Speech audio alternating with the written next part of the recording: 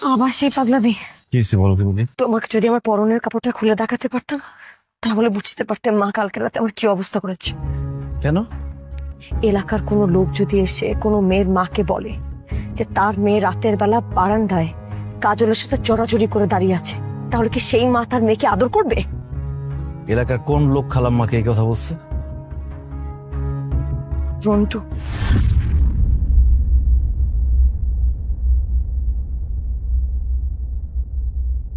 ঠিক আছে। কাজল, পাগলামি করো না প্লিজ।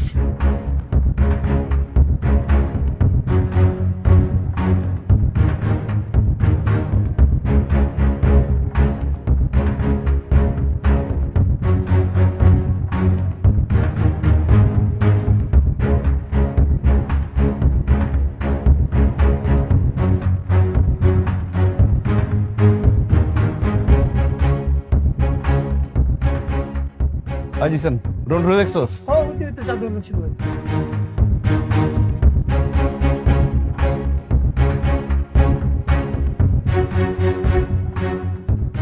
দাঁড়া।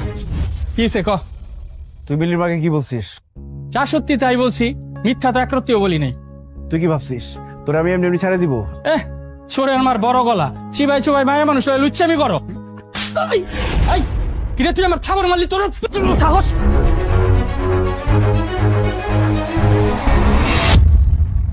তারপর রন্টু গেল হাসপাতালে, আমি গেলাম জেলখানায়। টানা 18 মাস। ফিরে এসে দেখি আমার মিলি আর আমার নেই, বিয়ে হয়ে গেছে অচেনা একটা মানুষের সঙ্গে।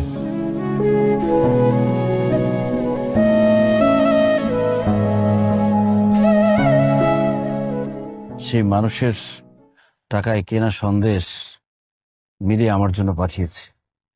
ও কিভাবে ভাবলো এই সন্দেশ আমি খাবো? জোর করে কাউকে বিয়ে দেওয়া যায়? কেন আটকালো না? কেন আমার জন্য অপেক্ষা করলো না? খাবো না।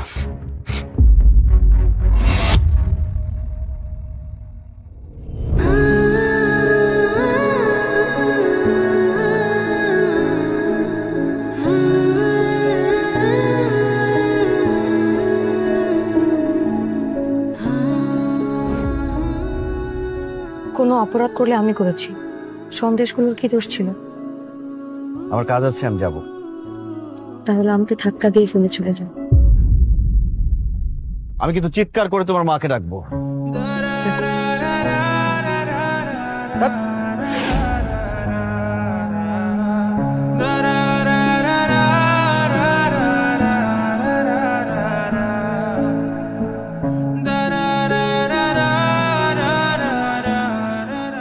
কতদিন পর তোমার স্পর্শ পেলাম।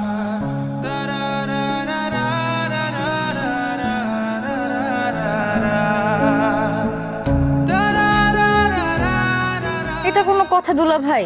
আমি আপনার একটা মাত্র শালী, আমার সাথে দেখা করার জন্য তো আপনার আসা উচিত ছিল। জানি জানি ওসব ঢং আমার দেখান লাগবো না, সব মুখে মুখেই বলেন। সত্যিকারের মায়া থাকলে ঠিকই দেখা করতে আসতেন। আচ্ছা হয়েছে, এবার বলেন কবে আসবেন? একদিন এসে বেড়ায়া যান।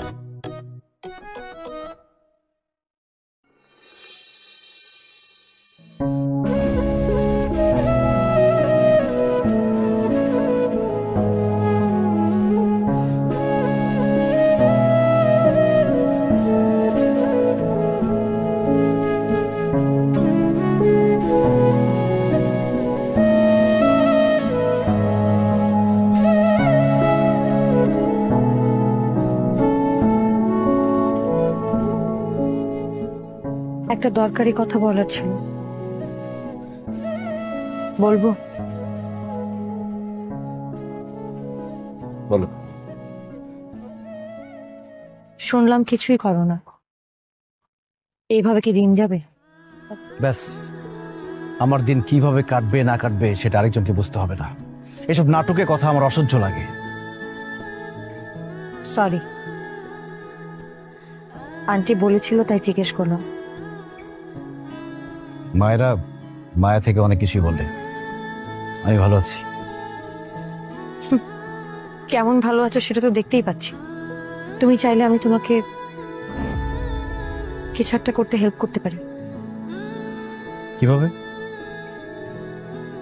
ও তো অনেক বড় ব্যবসায়ী, ওর অনেক বড় বড় লিঙ্ক আছে। ও মানে কে? যে লোকটার সাথে তোমার বিয়ে হয়েছে? হুম, তার অনেক টাকা না? বড় ব্যবসায়ীদের টাকা তো থাকবেই। স্প্যানিশ অলিভ অয়েল দিয়ে তোমাকে ঘষা মাজা করে না? ছি, নিজেকে তো লেপে পুছে কামরাঙ্গা বানিয়ে ফেলেছো। তোমার সাথে আমার দেখা করতে আসাটাই ভুল হয়েছে। যাবো না প্লিজ, দাঁড়াও। টাকার কাছে এভাবে বিক্রি হয়ে গেলা?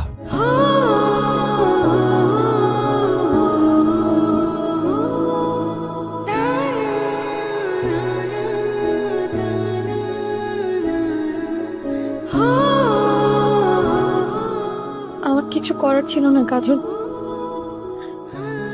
তুমি থাকলে আমি ফাইট করতে পারতাম, কিন্তু তুমি তো জেলে ছিলে।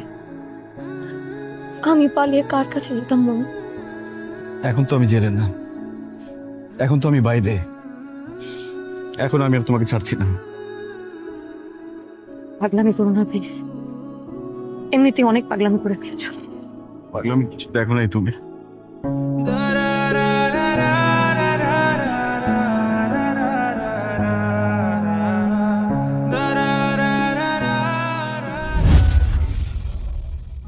তোমার আমাকে জোর করে আদায় করতে হবে না, আমি নিজে তোমার কাছে আসবো।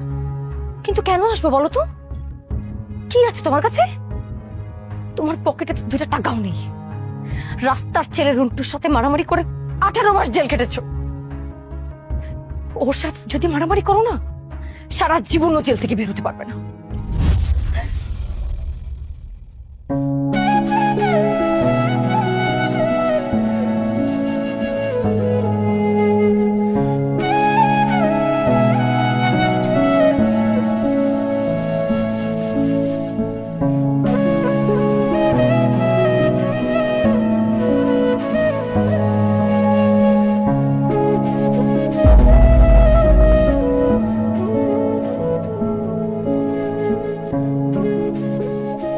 যাও না এখনো?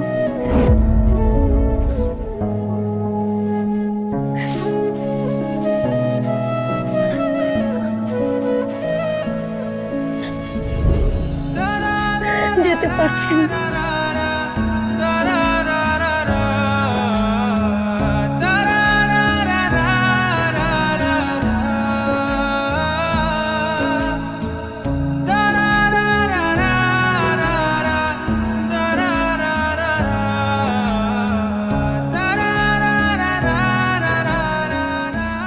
যাও।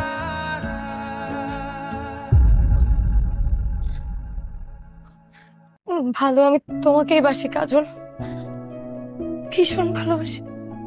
জানি তো। যে মানুষটা কতগুলো টাকা ছিল বলে আমার মতের তোয়াক্কা না করে আমাকে তার বাড়িতে তুলে নিয়ে যায়,